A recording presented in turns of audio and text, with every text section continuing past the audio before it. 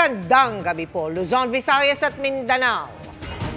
Pinasubpina o pinatawag na ang negosyanteng si Atong Ang at ang aktres na si Gretchen Barreto kaugnay sa mga reklamong may kinalaman sa mga missing sa Bungero. Inisyu yan sa kanila at 6 na pong iba pa ng Justice Department para humarap sila sa preliminary investigation na sisimulan sa susunod na linggo. Pati ang whistleblower na si Dondon Patidongan at kapatid niyang si Ella Kim. Nakatutok si Salima Refran.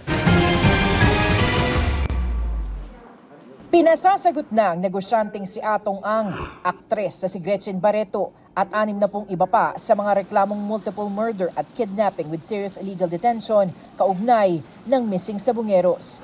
Isinisilbi na ang mga sabina sa kanila para sa simula ng preliminary investigation sa susunod na linggo, September 18. As much as possible, we would require their presence. Pero sabi ko nga, kung meron silang may bibigay na justification kung bakit sila nagpa-subscribe sa iba, maaaring i-consider ng panel of prosecutors yon. Hindi naman yan basta-basta na kung gustuhin namin, ayaw namin mag-appear dyan, dito kami magpapasubscribe. Hindi pwedeng at the whim or caprice of the respondents. Definitely, you can expect an evidence-based investigation and an evidence-based decision from the panel of prosecutors. Wala po tayong kinikilingan dito, kundi yung katotohanan lang po at hustisya. Kaya we just hope that they use this avenue and this channel for their own personal quest for the truth. Wala naman po tayong ibang gusto dito kung hindi lumabas ang katotohanan. Pinasabi na rin si dating NCRPO Chief Jonel Estomo at 18 mga pulis. Bukod sa murder at kidnapping, nahaharap sila sa mga reklamong enforced disappearance, paglabag sa Anti-Graft and Corrupt Practices Act, direct bribery, corruption of public officials, obstruction of justice, at paglabag sa international humanitarian law. Para ito sa 7 insidente na nauwi sa pagkawala na mahigit 30 sa Bungero mula 2021. Kasama rin sa pinaharap sa mga reklamo ang magkapatid na Dondon at Ella Kim Patidongan na nakikipagtulungan sa investigasyon.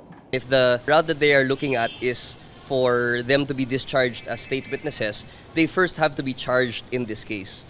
To be able to be discharged as a state witness, considering po na pasok sila sa eligibility at qualifications ng isang state witness. Kasama na po dyan na hindi dapat sila pwede maging most guilty sa kaso. Sabi ng kampo ni Ang, bukas sila sa pagkakataong sagutin ang mga akusasyong binabato ni Dondon Patidongan.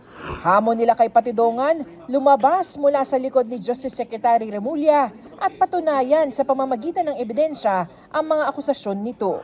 Si Barreto, sinabing maglalabas ng pahayag ang kanyang abogado. Si Estomo, sinabing handa siyang maghain ng kontrasalaysay sa DOJ.